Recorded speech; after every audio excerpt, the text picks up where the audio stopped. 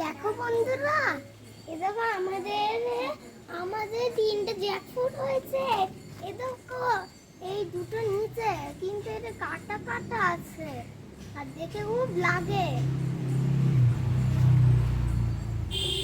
একটা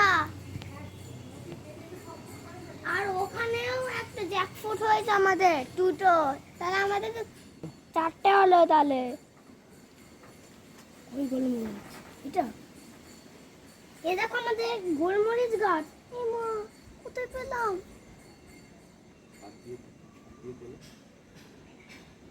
ও এগুলো গোলমরিচ। এই দেখো, এই দেখো, এই দেখো পেয়ারা হয়েছে। বেশি ভালো আছে।